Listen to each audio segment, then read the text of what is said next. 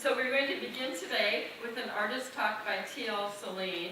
And then after that talk, Don McNeil, who is the curator of the RBC Wealth Management Art Collection, T.L. and I will go upstairs and lead you through a tour of the exhibition. Some of you may have been on previous tours yesterday, perhaps, so we'll try not to repeat ourselves too much, but open to your questions and ideas about the show, which is really, really diverse. We are grateful to RBC Wealth Management for sponsoring today's program, as well as the exhibition and related activities. So born in 1949 in Fargo, North Dakota. I don't know if any of you are watching Fargo. It's fabulous. And currently professor of art at the University of Wisconsin-Madison. T.L. earned a BA at Minnesota State University Moorhead in 1973 and an MFA from the University of Nebraska in Lincoln in 1977. He has taught studio courses at the Ohio State University, the University of Iowa, and Montana State University, and he is currently a professor and tenured faculty member of the University of Wisconsin, where he has taught since 1997. T.L. gained attention for painting, sculpture, and works on paper that combine cartoon-like and surreal imagery with references to art and cultural history, which also explore, not surprisingly, his life, his mind, his emotional states as a man, artist, husband, and father. His work has appeared in numerous exhibitions, both group and solo shows at venues that include the Whitney Museum of American Art, the Modern Art Museum of Fort Worth, the Walker Art Center, Des Moines Art Center, Madison Contemporary Art Museum, and the American Center in Paris. His work is held in numerous public collections, and among those are the Tate Modern, the Metropolitan Museum of Art, the Whitney, the Art Institute of Chicago, the National Museum of American Art, and High Museum in Atlanta. The list goes on. He currently lives in Madison, Wisconsin with his wife, Deborah. And it is a great pleasure to have you here, and please join me in welcoming T.L. Solien.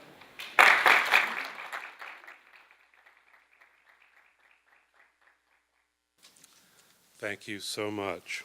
I'll take care of the important things first, and that's thanking, people. I'd like to thank Jill Hartz and June Black and the staff of the Jordan Schnitzer Museum of Art for inviting me to be here. This collection is vast, and there's obviously lots of artists that could be here instead of me. So I'm grateful for the opportunity to be here. I'd also like to thank RBC for collecting my work, and John Taft as the CEO, and to Don McNeil too, who's been a long time friend, and who made the suggestion, I think, to have me come out here. And I'm grateful for that. First of all, I'd just sort of like to talk about the idea of corporate collections and artists. Just say something briefly. Artists are always thrilled to sell work to anyone. But sometimes the work ends up in corporations that run against their principles, and there's almost no control over that. I mean, one's life depends on being able to be economically fluid, and it's hard to turn down a buyer because you don't like their principles. And that has happened, to me. And I really didn't know anything about RBC and what they stood for until just yesterday, really. And after listening to John Taft talk about stewardship and the idea of, sort of the social responsibility of corporations, it seemed to be quite a different corporation than I'm used to.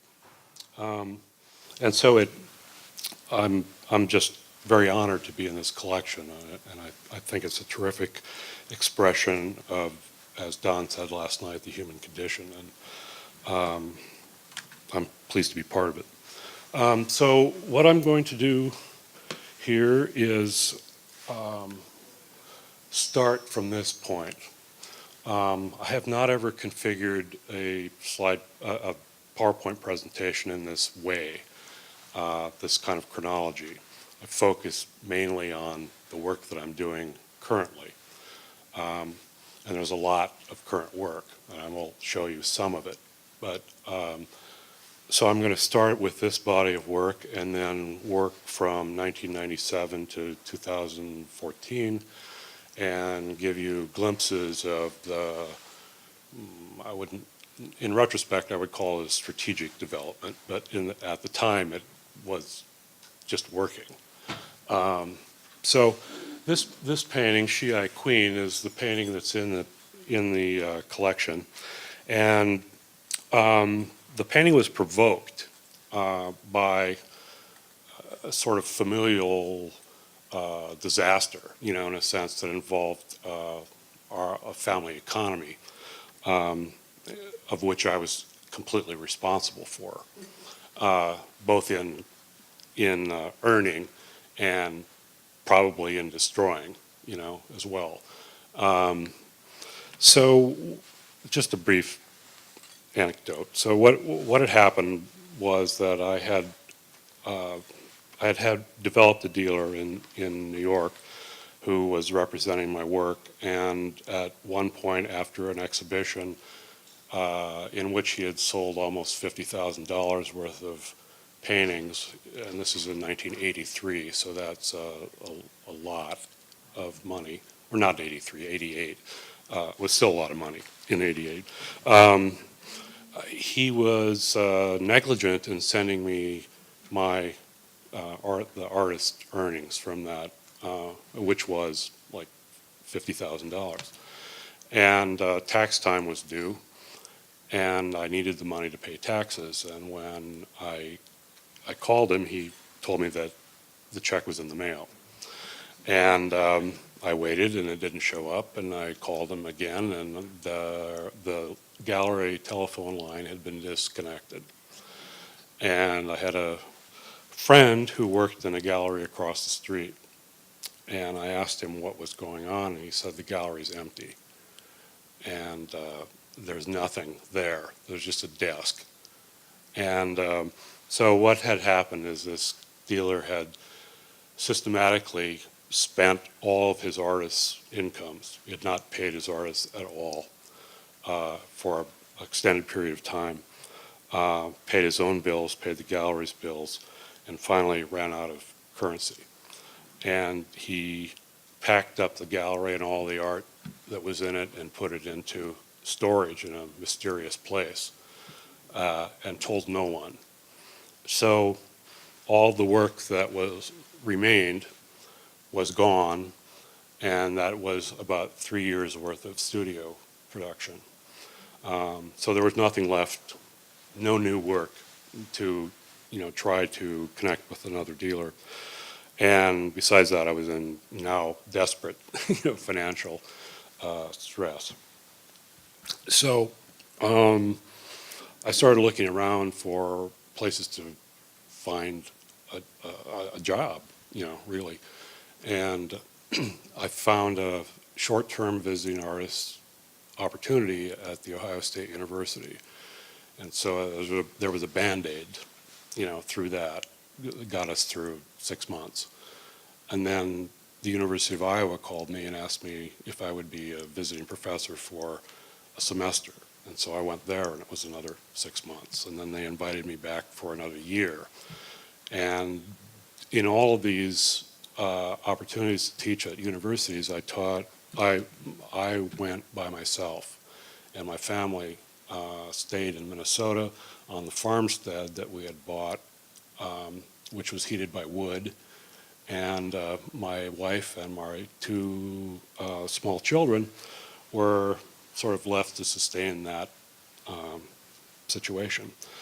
So I would earn a paycheck and send it home, and then my wife would cut me an allowance and send it back to me, and I would live on that. This went on for 6 years, and during that time, I had plenty of opportunities for introspection. And I felt, quite like the auto worker who in their 50s found themselves out of a job and are faced then with the question of who are you? How do you define yourself? And I wasn't sure how I was defining myself. And so I thought what I wanted to do, and I felt not too good about who I was at that time, and that somehow, accidentally, I was responsible for this situation. So in one of the first years that I was teaching at the University of Iowa, I decided that I was going to pursue a line of self-portraits, quote unquote, that were not illusionistic in the sense that they were a mirror of me, of my actual, visage, but they would be more like emotional self-portraits that would be built out of parts. And the parts would come from spontaneity, the parts would come from art historical sources that I was discovering and learning about. And what I was after in the end was an accumulation of information that resonated an accurate picture of who I felt I was and the sort of struggle I was having to negotiate this time away from family and in places where I basically didn't know anyone. So what I was not a very good art history student as an undergraduate or graduate. I was really not interested in art of the past. I was really only forward thinking, or at least I thought I was forward thinking, and I think now that forward thinking would have made more sense to look backward, than to only look at where I am now and how to get to the future. So is it possible we could turn lights down at all? Is there any control for that? I think these images could be a little crisper. Anyway, I found that the genre that fascinated me was sort of Baroque era portraiture, like Goya, and what I was interested in was like the preposterousness of the figure in these instances. Like this looks like a piece of architecture, and a crazy piece of architecture instead. And you sort of begin to wonder, like, what sort of authority would one have to wear something like that? And you'd have to think that they were completely secure with themselves. And so that was interesting, that there actually were people that were secure with themselves, and that's typically the history of portraiture, is of those kind of people that are typically wealthy, at least purporting to be highly moral.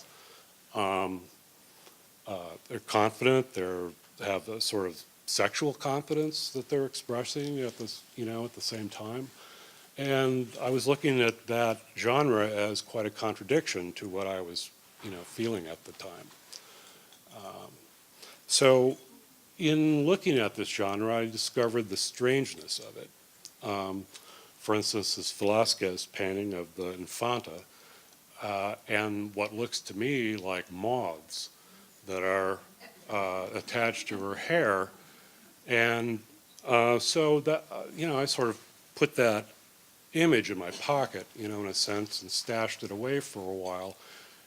But I sort of thought, where have I seen this kind of image before, where moths exist somewhere?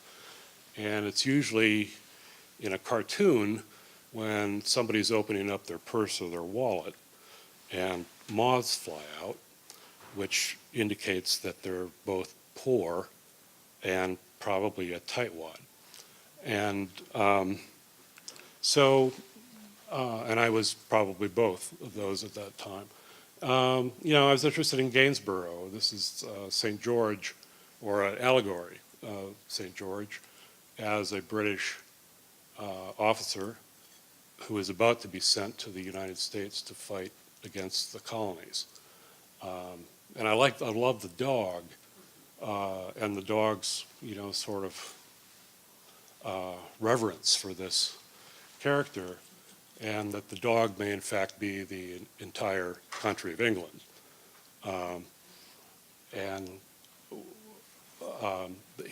He has absolutely no idea what's in store for him. Franz Hals.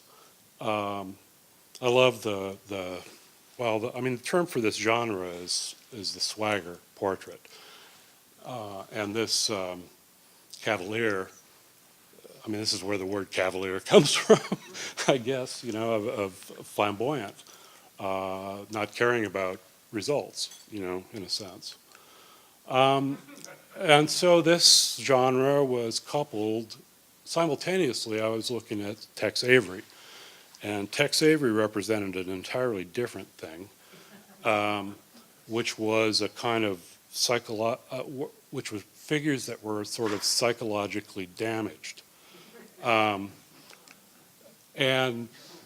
Avery's methodology to convey that psychological damage was to distort the figure, and in many ways to shatter the figure.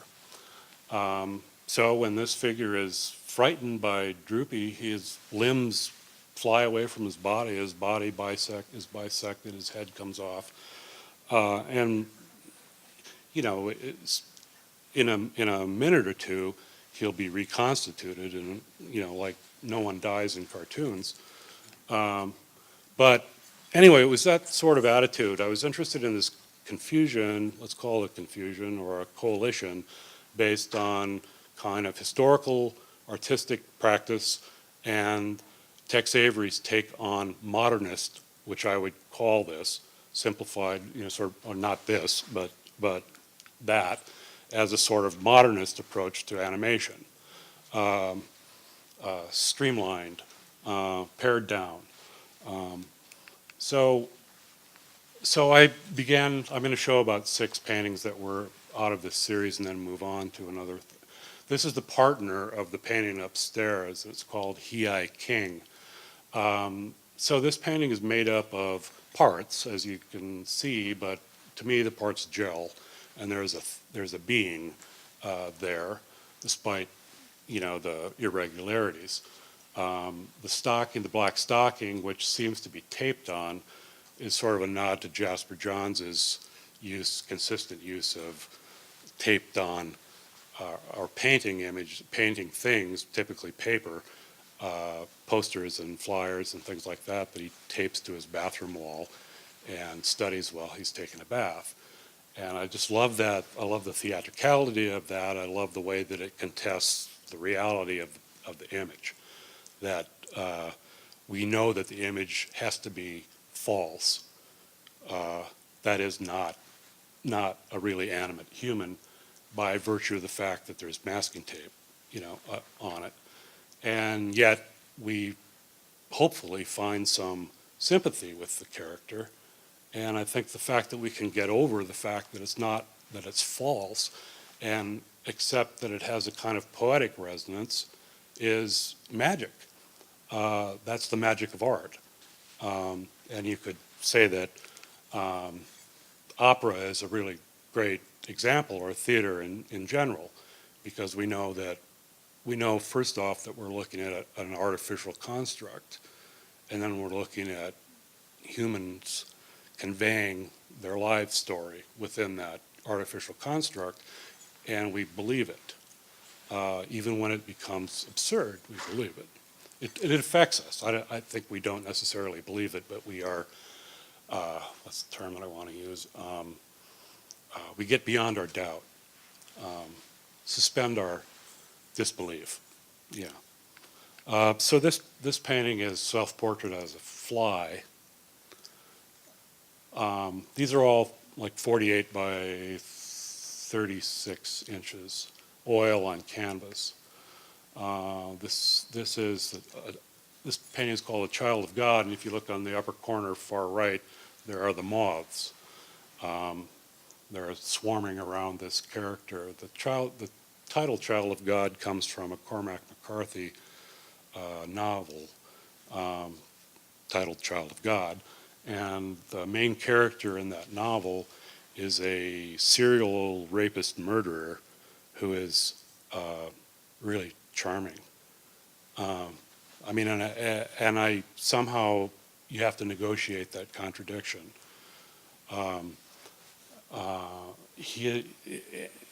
What I gleaned from that book, beyond, sort of the dynamics of that contradiction, and ultimately being able to swallow it, in a sense, is a way that he, let's say, entertained himself or fulfilled himself. And I'm talking about the serial rapist murderer who would hide his victims in the attic of his log cabin, and which was unheated in the wintertime. And when he felt lonely, quote unquote, he would go up into the attic and take a body down, put it by the fireplace, warm it up, and commune with it, and use your imagination. So, I mean, I was able to sort of, despite the carnality of that, I was able to sort of see that as a metaphor for the library. Or for art history, in a sense, of the idea of taking something that supposedly is dead and warming it up again somehow for one's own satisfaction. A lot of times when I talk about that, the audience is just aghast, and they're almost seems like they want to get up and leave. Like, how can you entertain those ideas? And all I can say is I don't know, but I can. And then coupled with dog, I love pet, images in those portraits. And I just had this idea that I wanted to paint a dog, and I wanted to paint the dog in a way that seemed like it was really alive, not a cartoon. And so I played with this idea of how to deconstruct the dog. How far could I take the dog in terms of deconstructing it and turn it into an accumulation of gestures and marks that added up to what we believe to be a dog, but in fact, upon close examination, is really almost nothing. So it's this kind of pursuit, that entertains me, that I think is part of an exaggeration of what art, does, this suspension of disbelief, and I want to take that as far as I think I can, while still leaving something that one can empathize with as a result. So this painting is called Goofy Burns Jail, and it's a comment on university. I was outside the university in those 6 years that I spent away from my family. It was also 6 years that I spent realizing that I was probably not going to be able to return to the life of a fully self-supporting studio artist, and that my family actually deserved more security than that, and that if I was going to do the smart thing, I would take advantage of this catastrophe, and I would move my career in a way that would be more self-sufficient in the long term. And I was happy to do that, because what I discovered in those 6 years is that I love teaching. I love working with young artists. I love to see them succeed. And so the figure of Goofy is, in a sense, me. What I liked about Goofy, as he is portrayed in the cartoons, is that he's the most inept character father figure character, and I think the inept father maybe even starts at that point, but the inept father is a theme that seemingly has no end. In many ways, that's the only portrait of the father that exists in contemporary media culture.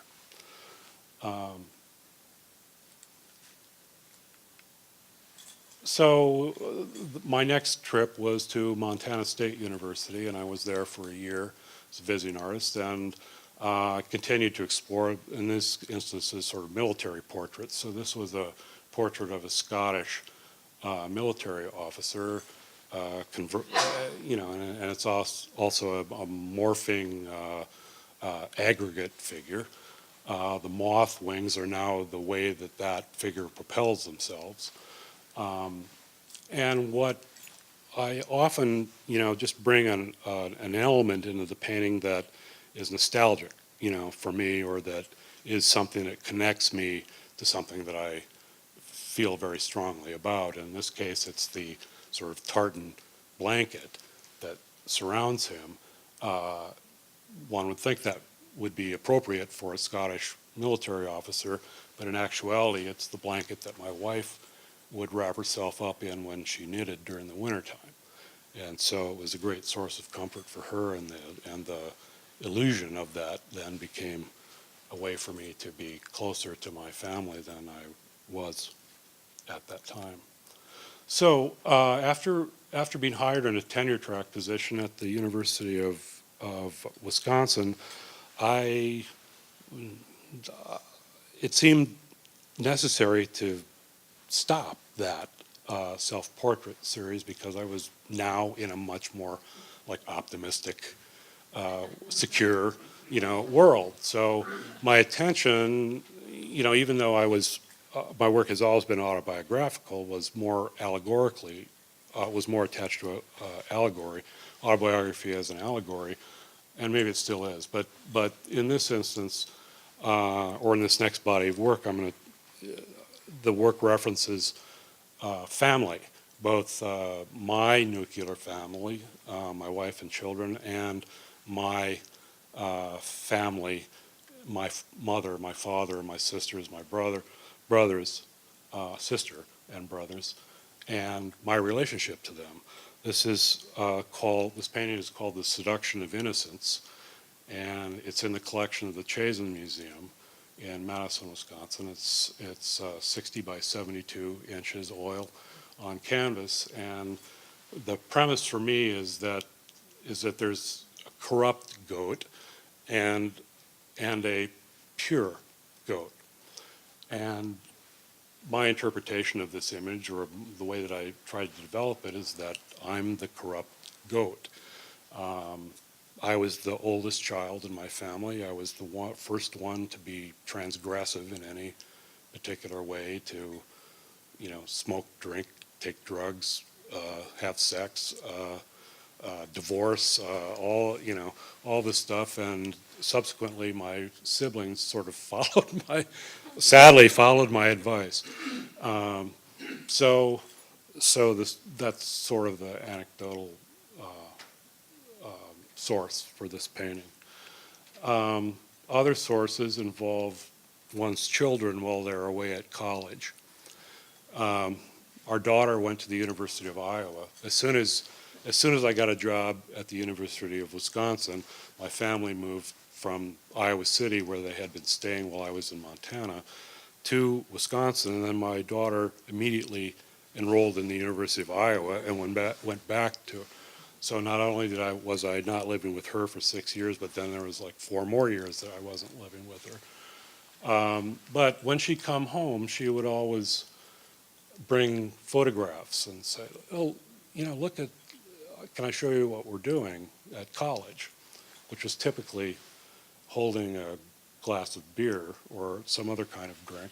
And all the pictures she showed were pictures of partying. And so this is called toast. And I mean that in 2 different definitions. One, and from your response, I don't have to explain that any further. So the image of the head is actually a blown up self-portrait that my daughter drew when she was like 6 years old. And I've just put it together with a lot of other decadent, sort of grotesque, disgusting, things. And that's it. So I guess it's possible to see how, parts or molecules of paint, in a sense, if we call it that, are moving within the rectangle to form an illusion of something believable. This is 60 by 84 inches. This piece is called Patty Augustine and the Red Rags. Patty Augustine was my first girlfriend, and she's the first girl I ever danced with in junior high, and her hair was like Marlo Thomas's hair. Do you remember Marlo Thomas? And from that girl had that flip. And so that became the model for almost every girl in high school that was of my age had that flip. So that's iconic to me, and it represents a certain period of life. It's also intertwined with a blonde who I characterize as my sister.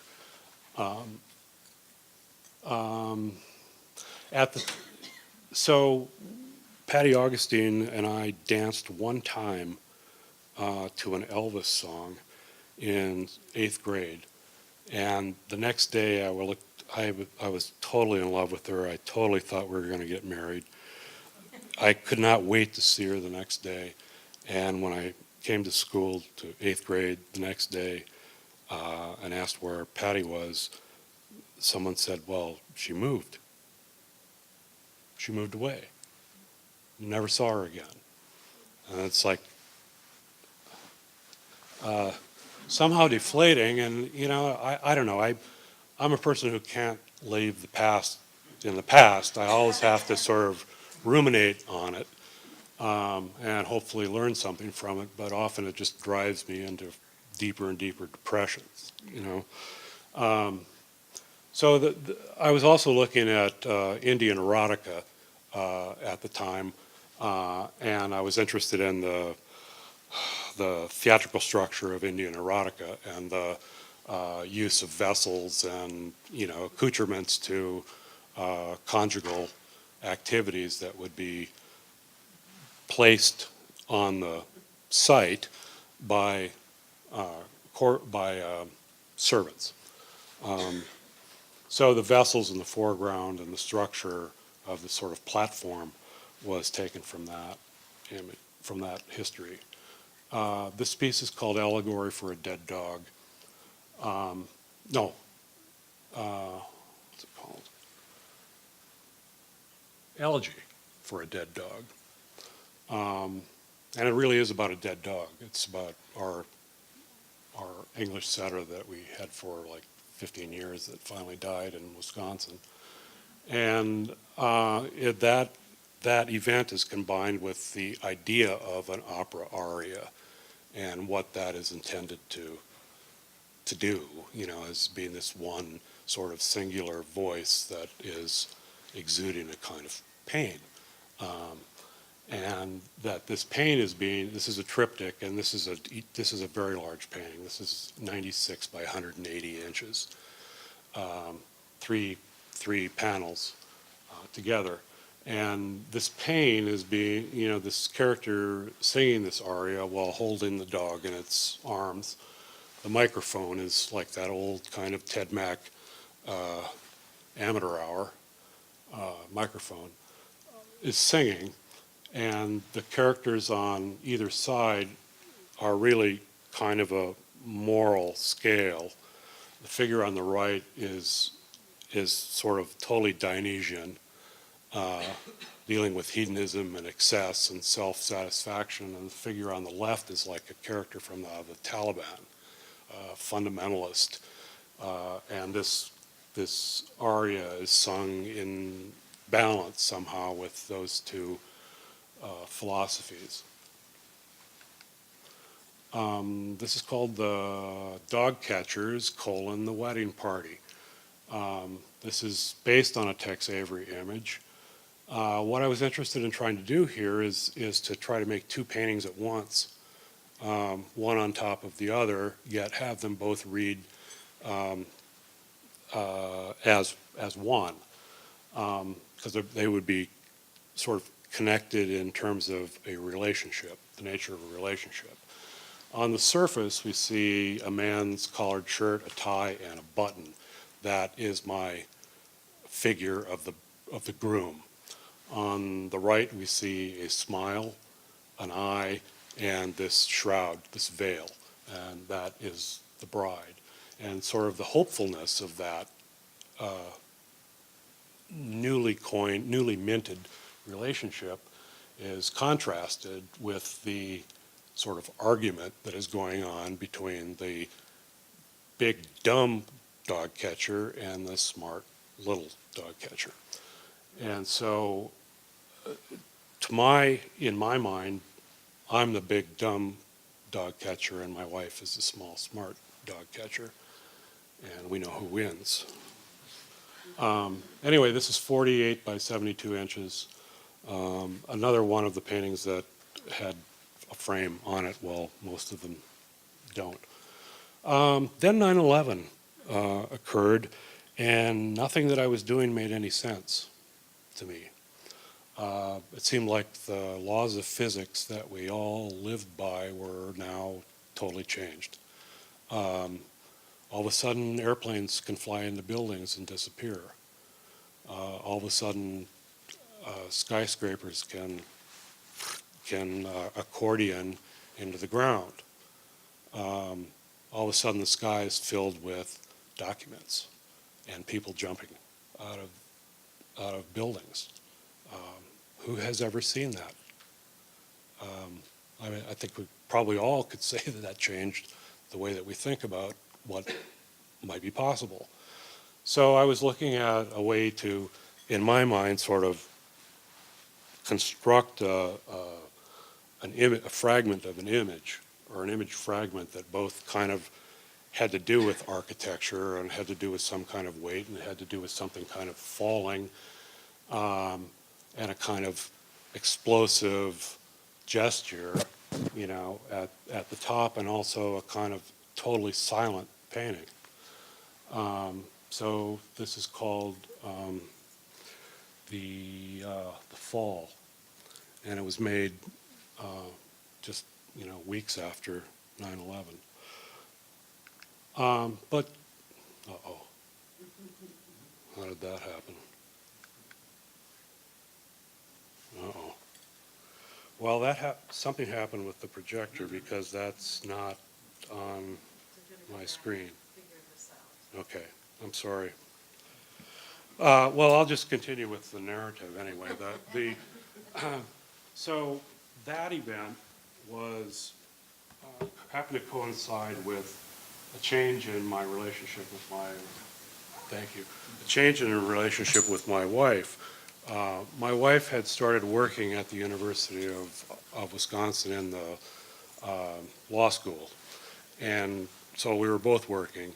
Some days I didn't work, but she worked 5 days a week, and she's really likes to sleep without disturbance.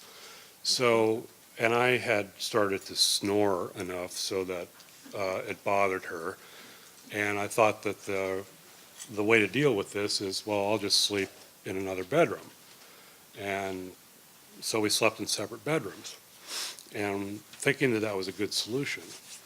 And this went on for years and turned out not to be a good solution. Turned out to create this space between us that was unbridgeable, in some ways. And it also made me feel like I had somehow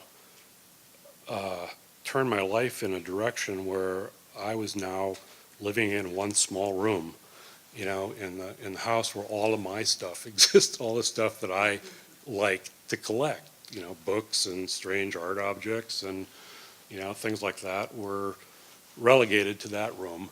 And my wife started taking over the rest of the house and changing the decorations and things like that. And so I made this painting called Night Rider, Bedroom Saga, and it's kind of based on, there's a Bob Dylan song called the Clothesline Saga, which is basically a song of absurdity.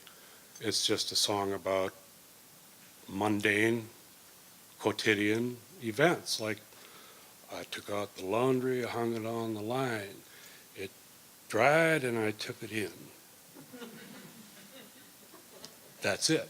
There's no message in it. It's just, and so I was just trying to relate to that idea of just kind of going around in circles, this character that is kind of driving a vehicle that has like a supercharged engine, like a dragster, made out of bricks, ironically, and then in the back of it is like the tail fins of a '57 Chevy, and also the convertible top of a baby buggy.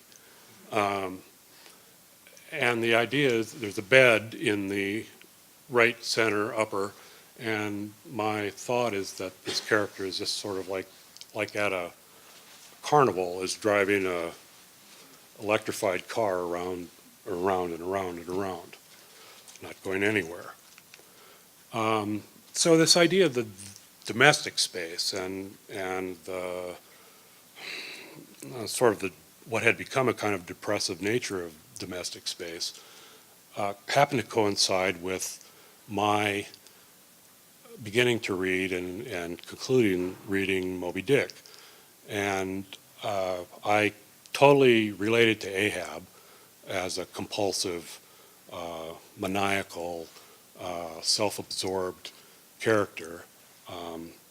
Artists are always accused of being that, and it's true, we are.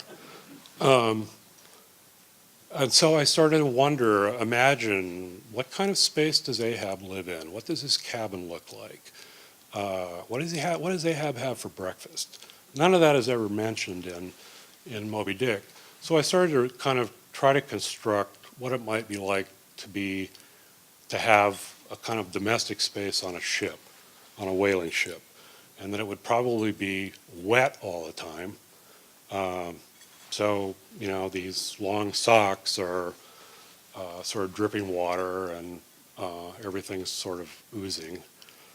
And it continued into, so the last painting was called Lifeline, and it actually based on a Winslow Homer painting called Lifeline, where a saved person is being conveyed between one ship and another, and we don't see the ships, we just see the line and the sort of carriage going between one unknown and another unknown, and that really intrigued me. This is called The Great Skate, and it's based on a Chardin painting called The Great Skate.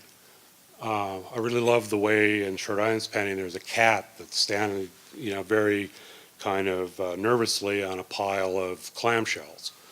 And in the center focus of that painting is the underbelly of a skate that has a enormous, sort of wound, which is very carnal. It's also very sexual, in my interpretation. So I wasn't going to go there, sort of with that image. So I changed the skate to a soggy wad of love letters that are hanging, in the space that would be occupied by the skate, and populating the painting with things that were familiar in the domestic space that I occupy, like piles of books, folk art objects, old baseballs, postcards, and things like that. And also reading some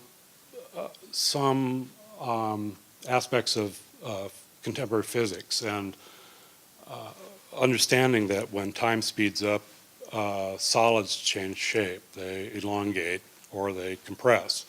And so this is the first time that I tried to paint something as affected by that. And actually, this is a snowman. Oh, this is a snowman. The snowman is just stretched and compacted. So that gave me freedom to distort. This is the Chardin painting that my painting is based on. Another possible view from Ahab's room. There's his pegged leg. And here I'm introducing Dubuffet, or a figural figure informed by Dubuffet that is meant to represent Queequeg, the thoroughly, completely tattooed harpoonist on the Pequod. So Ahab has his own broken A as his monogrammed towel, a disheveled bed, his hat, dirty glasses. He's not a tidy person. So another version of Ahab is this painting called Cemetery Stack, and it's based on trying to create an image of Ahab with Ahab's beard, Ahab's hat, these utensils that are like the harpoons that would be plunged into the whale, combined with my history of athletic stockings, Western shirts with ink stains in the corner, my dresser drawer from my room that's spilling out, clothing, and tombstones that represent all of my wife's siblings. They're not dead, but her parents died, and actually the two trees represent her parents, and the tombstones represent her siblings. And the pancakes I was not trained as an illusionistic painter, and I've always thought that was a mistake also. And so I've tried when necessary to teach myself, how to paint at least aptly, illusionistically. And so I thought, well, I'll just try to paint a stack of pancakes because I'm really fond of pancakes. And when I have pancakes, I like to load it up with yogurt and strawberries and pineapple and walnuts and syrup. And, it gets to be like a joke, an absurdity, in a sense. So Ahab's wife comes into the narrative at this point also. This wife is left behind to raise their children while Ahab goes out into the world for 4 to 6 years at a time, similarly to how I was living. And when he comes back and he exists as this very depleted character on the bed in comparison to Ahab, who's very vital, and Ahab is sort of like not Ahab, Queequeg. Queequeg appears as a sort of highly sexualized character in the book, while Ahab has sort of an asexuality. And this painting is called Sap, and a sap is typically a weighted, a piece of leather wrapped around a weighted object that if you were going to get mugged, you would get whacked with the sap and knocked out, and your stuff would be taken. So, this is a sort of a acknowledgement of the frustration that one's wife might be enduring while her husband was, quote unquote, away. And for me, being away was both at times geographically away, but it's always psychologically away. The artists that I know will readily admit that they are elsewhere, that they are not in the present the majority of the time. And I'm always accused of not being present, and it's true. So what would Ahab's wife do in this instance? Would she find herself more attracted to Queequeg? Would she like whack her husband, who frustrates her to no end, and move in with Queequeg? I don't know.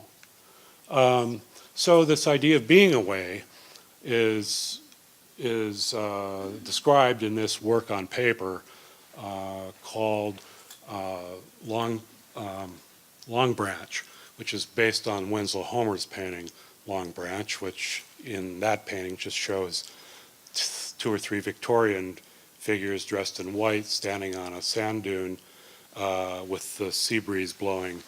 And in this instance, these are meant to be one, Ahab's wife, and the rest of them, the Pequod crew's wife. And as the Pequod either leaves, departs, or comes back. And I was really interested in the sort of the psychology of these characters and their desperation as they're away from their spouse for years at a time. And it's quite possible that as being on the cliff's edge that they may or may not be ready to jump. So after Ahab, I'll have to say that in 2004, literally to the present, I have been working with the theme of Ahab, of the relationship between Ahab and Ahab's wife, and Ahab's the widow's activity after his death, and what liberties she enjoys then at that time in the 19th century. And she eventually, I put her into play as the character, as the protagonist, really, in the entirety of the westward expansion.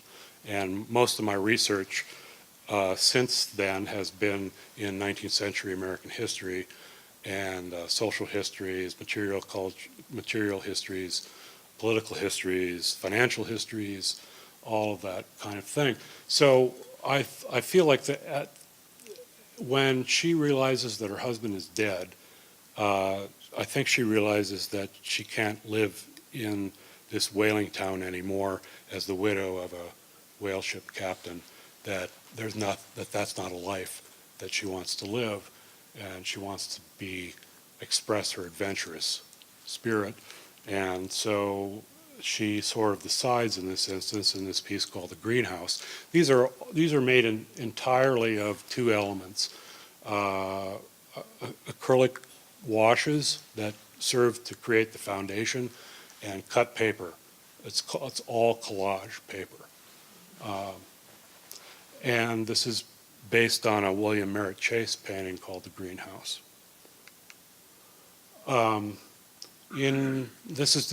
This painting is probably out of order, or I would have been wiser to put it later.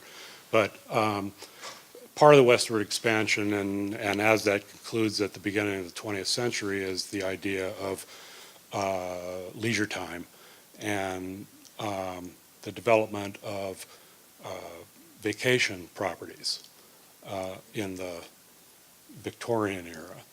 And the lake that my family had a cottage on was one of the first lakes that was populated by people from out of state. Nebraskans came to Minnesota to basically live in tents on the shore of Pelican Lake, and they'd spend the summer in tents.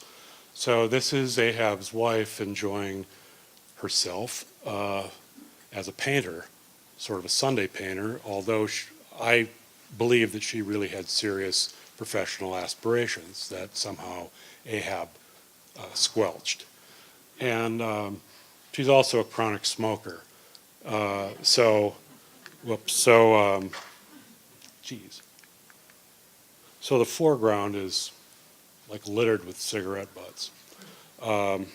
In Antonini's film about the painters, I can't remember the name of that now, Painter's Painting. It's really interesting to see all these early to mid-century painters, every time they're interviewed, they're constantly smoking. I mean, the cigarette is like a constant. So I was also interested in depicting the ways in which societies grew and developed in the westward expansion, and opportunities for people to come together, to find partners, to enjoy themselves, to compete. And this is called the bleachers. And the horse race is going on in the foreground. The widow is walking in front of all of the constituents that occupy the bleachers. And if one looks closely enough, if you can, it's probably impossible to see here, but I intentionally made this population very diverse in a sort of 20th century term. So there are Islamic figures, there's like Amish figures, there's men together, women together, groups of renegade children. And in this instance, I'm also sort of describing the means of which property went from Europe through the immigration to America in these trunks, immigrant trunks. The Grafton is the town in North Dakota that my mother's family gravitated to ultimately, and their Norwegian and Swedish mixed heritage is represented by the flags.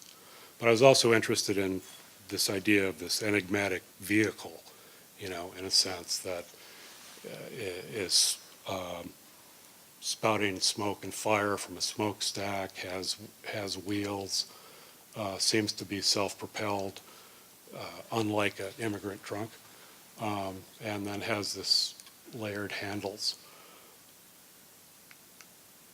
This is called the Lovebird applique. So this addresses the idea of craft as executed in the West. These thorny veins are both sort of the quilting pattern, the stitching pattern in a quilt, and the thorny vines of a rose bush. And the center is actually a transcription of a literal lovebird. And the lovebird is covered with pancakes, dripping yogurt, dripping butter, and it also is shadowed by a human skeleton. This is called the cave dweller. Immigrants in the Midwest and probably elsewhere often had as their first home in the West a dugout, what was called a dugout, and they just found a cliffside and they dug it out far enough so that they could live in the cave, and until they were able to build and sustain a piece of architecture. My daughter and my son, my wife's initials are the sort of the keystone of the cave. So I was interested in the freedom of the widow to become whatever she wanted to become, even if that meant sort of entering the world of men.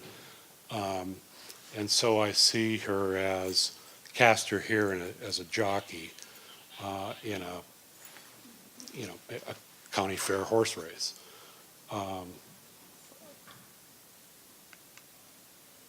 This is a representation of the dislocation of the immigrant in contemporary American, or not contemporary landscape, but in the American landscape. Like, what would it have been like to have moved from Sweden to, let's say, New Mexico?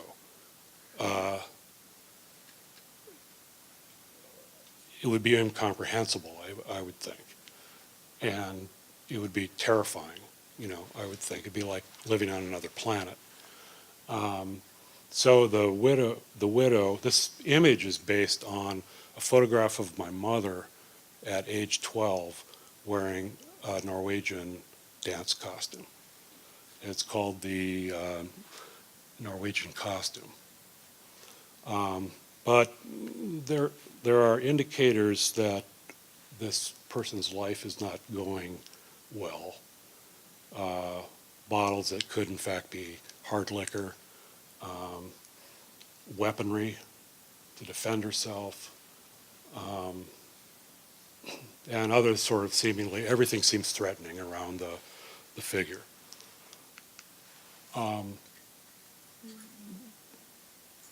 In my imagination, the widow's children, Ahab's children, have died in the process of this immigrant trek on the, let's say, Oregon Trail.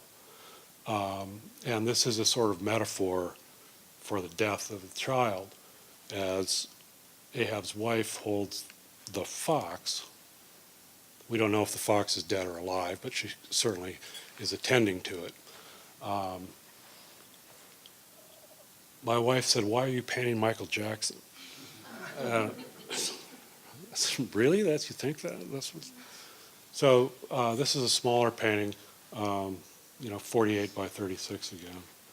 Now I'm painting with acrylic because the process of stacking these shapes on top of each other, which is the result of first cutting paper, tacking the paper onto the canvas, and then applying clear packing tape over that, and then very carefully cutting with an X-Acto knife the paper out of it, removing the paper, leaving the stencil, upon which I load up a palette knife and sort of slather very smoothly, in some instances, or in any manner I want to, the color into that shape.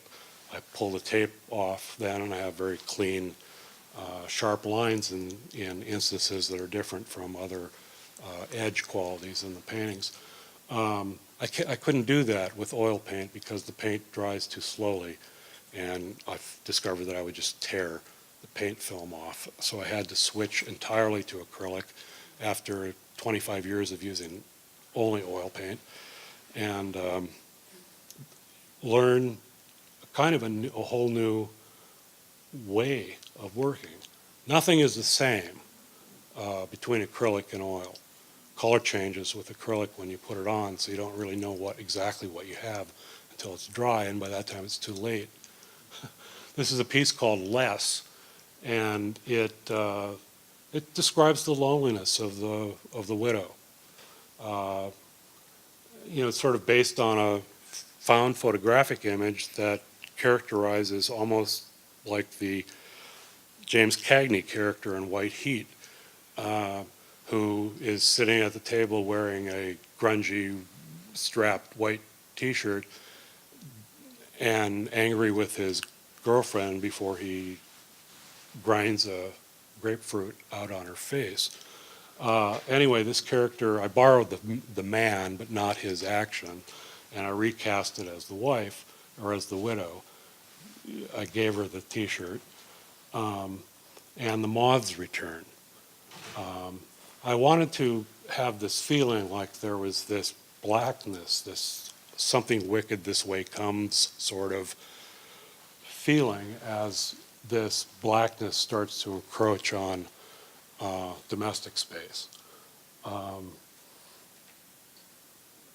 there's sort of a burnt turkey and chain smoking and wine stains and gravy stains and decay everywhere.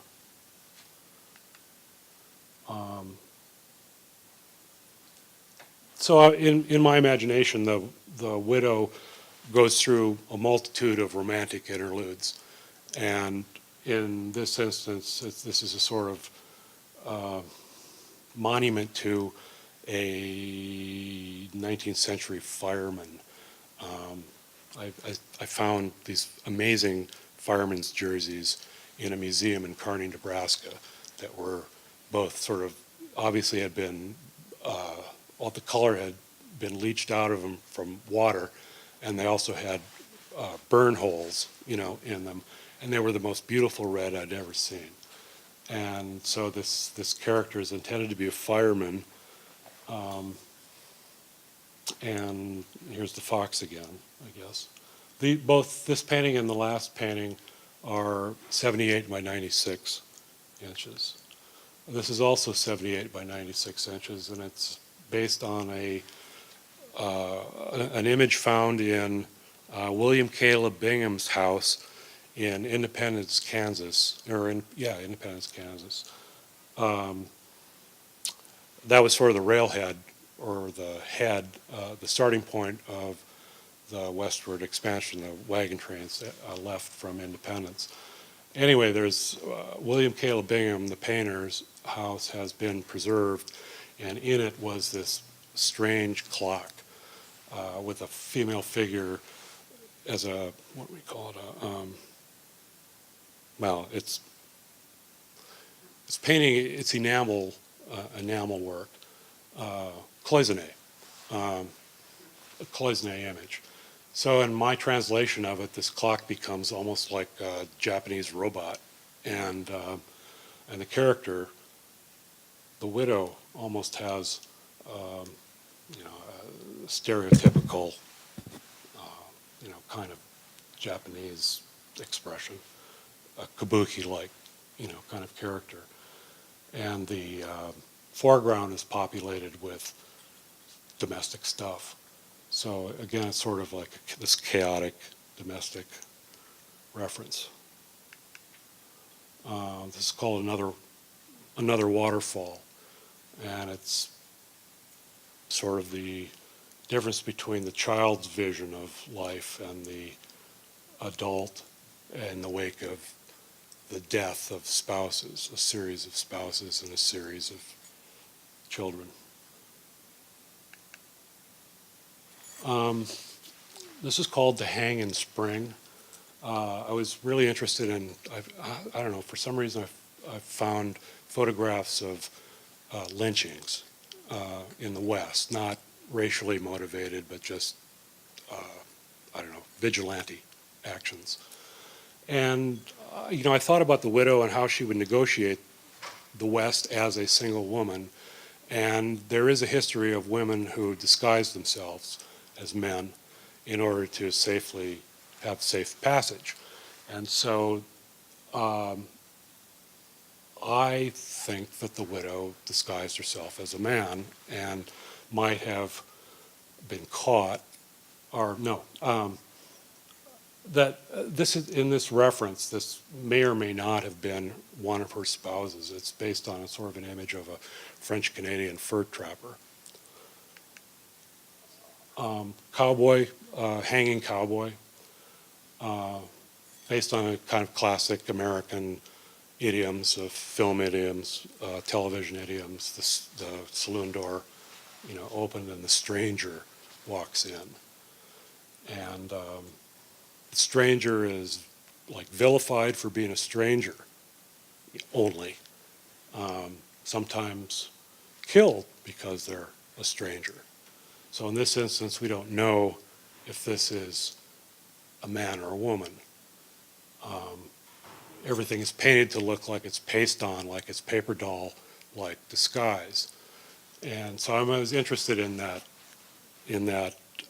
one's inability to locate gender and the results of that, possibly.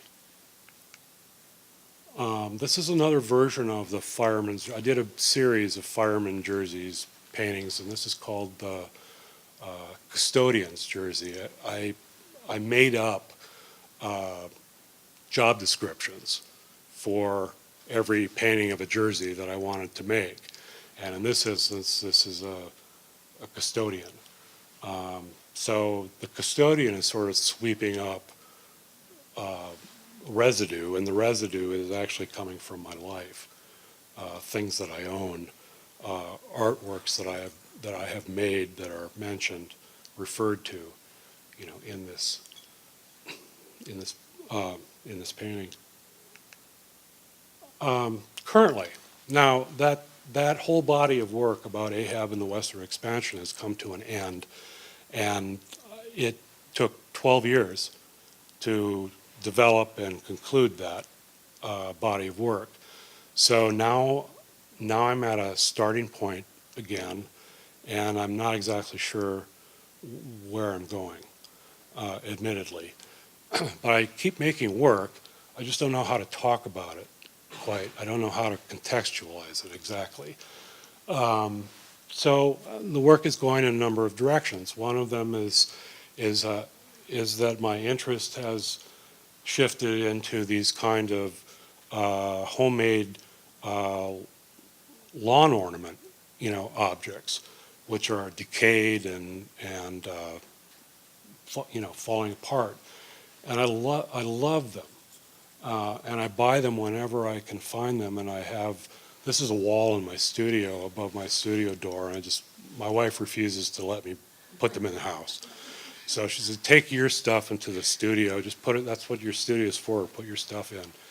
And so on the wall over my door, like 10 feet higher than that, is this constellation of these things that I find that I'm just sort of fascinated with. I think even the coffee pot, the teapot, I think in isolation is an absolutely powerful icon.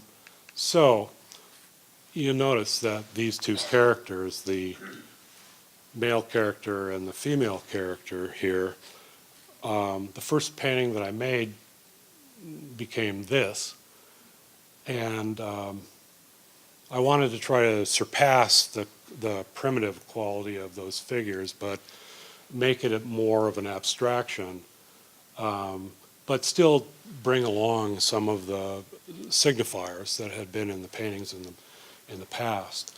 So what was interesting to me is that as these characters may be playfully swinging, they may actually be ready to crash into each other. And, there's a sort of a pointed object that is attached to the boy's rope that seems like it could possibly impale the female, figure. Anyway, this seems like both a really playful and a highly destructive, image, and I like that tension. This is a painting that I've just finished, and I don't know what to think about it. It's based on a found wooden policeman character, and I wanted to sort of retranslate that, giving him some of the attributes of Elvis. And we were talking at lunch yesterday about Edward Hopper, and I've been really enamored with Hopper paintings recently, and I've been enamored with light and light on buildings, and I've never really painted space or natural light like that, so I thought, well, I want to paint some buildings. And there's been a lot of instances in Madison recently of police violence by police against seemingly innocuous citizens, some of which have resulted in deaths. And so I wanted to sort of reference that. And so I put the policeman in the city, and I brought Ahab's wife back into this as a jumper or as a leaper, maybe.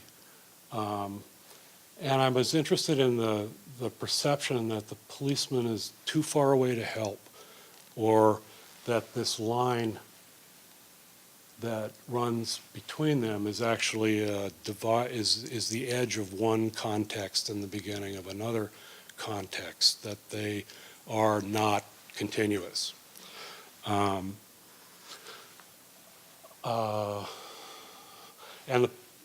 the foreground is, the city is in decay, filled with garbage. And this is the last image.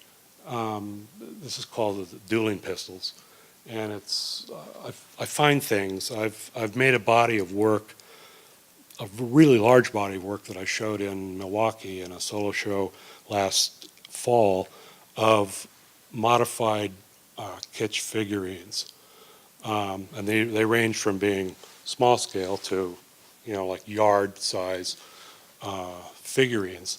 And what I do when I had this urge to work in 3 dimensions, and I didn't know how to do it. I didn't know what to do.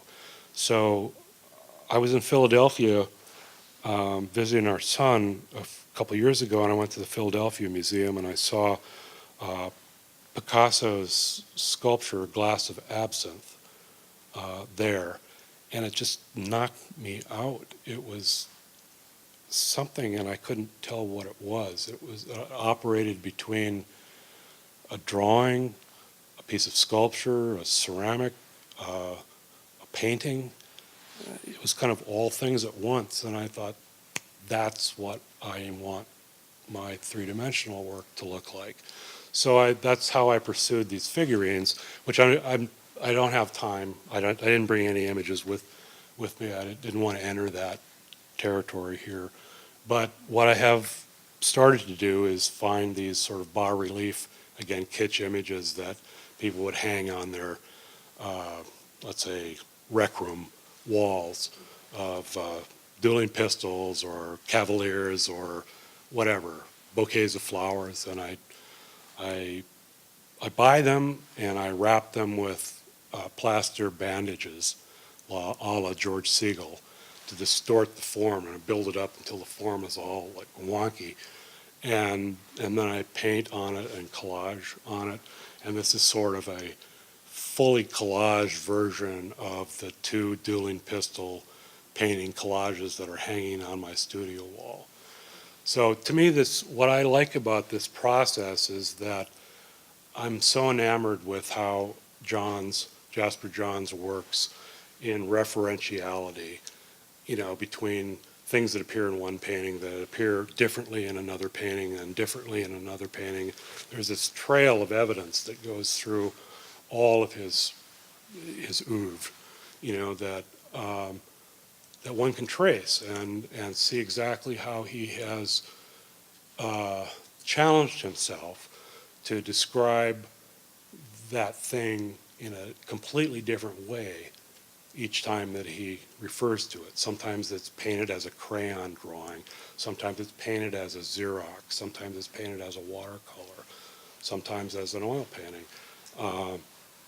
You just don't know, and I think that that's one of the ways in which one can be fascinated, by the studio process. And that's where I find it, for me, that kind of satisfaction with approaching a theme, trying to construct that theme in a way that is challenging, both for me and for the viewer, to assemble, visually, structurally. And then this challenge of how to continue and how to reinterpret and what you bring with you, trailing you into the next body or the next work, and what you choose to jettison, leave behind, and whether things are left forever or not. I don't know. Anyway, that's the end of my presentation, and thank you very, very much. I'm honored. Glad to be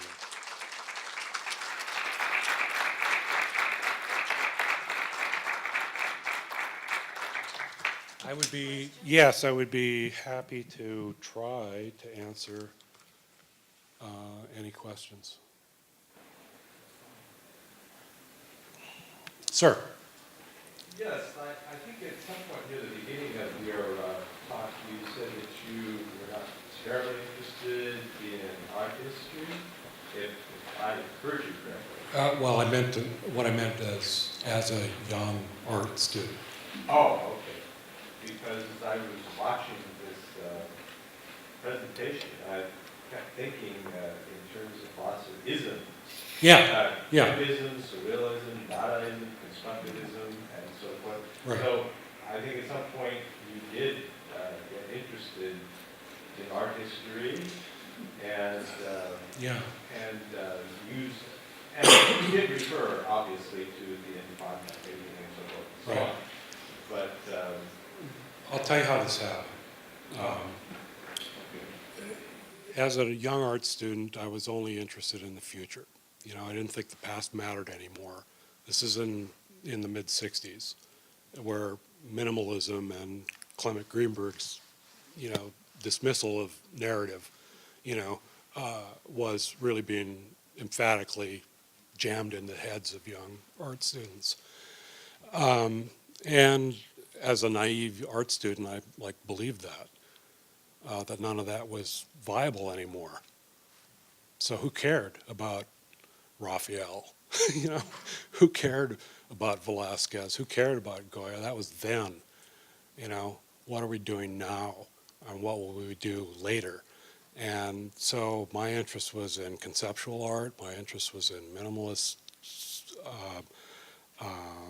sculpture, performance, environment, creating environments, what was called distribution sculpture. So I just didn't, I really wasn't interested in conventional painting in any way. I never took a class in painting that asked me to paint something that was there, like a still life or a figure. I never had to do that. I had to figure out how to get something that resembled paint onto something that resembled a stretcher and have it seem as though it was extending the idea of what painting was from completely apart from what it had been, And so I had the masking tape and the spray gun and dealing with materials and really material extremes. And that's where I thought, I was going. And I continued that idea of trying to think of how to push sculpture or painting or a convergence of the two, into the future while I was in graduate school and into my early professional life. And, I had a lot of success critically and early success financially. And so I just was then only really concerned with my own path, completely solipsistic, I fed myself whatever I wanted to feed myself as inspiration. And it wasn't any of the historical, kind of documents that I was referring to, today. And I thought, well, I'm cool, with that. And then I went to University of Iowa to teach. And the University of Iowa is deeply invested in the history of painting. And I mean really deeply. All the faculty there knew histories of painting that I was completely unfamiliar with. I had never heard of Sienese painting as a 40-year-old, which I find astonishing, now. I had never heard of many of the painters that these faculty members in concert in a student critique were referring to. And I then realized this is necessary. How can I convey information? What kind of a academic, would I be, or how viable would I be as a mentor if the only vehicle for dispensing information to a student was through my personal taste? It just doesn't work. It's too narrow. So I realized that, whoa, I am way behind the curve, here. I have to catch up.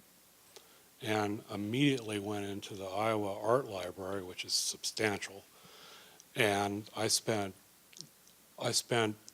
all of the first term there, my semester, going through every art history book that I could find, just going, oh, who's this?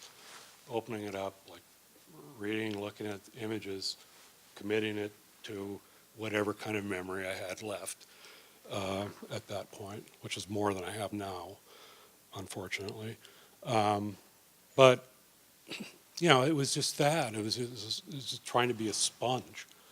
And subsequently, I realized what a idiotic decision it was, how naive and cavalier, you know, I was as a 20-year-old, 21-year-old, and from 21 to 40, you know, to say that that doesn't matter. There's nothing to be learned anymore from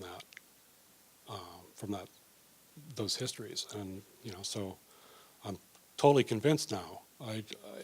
Now I'm on the other side, trying to convince my students that you need to go and look at, you know. And they're really reluctant. They don't, like I, see the purpose of it. But, you know, things are always clearer looking backwards. Anyone else? Sir? Well, it's not a question so much, but I just want everybody to know. I've known TL and his wife since their kids were born.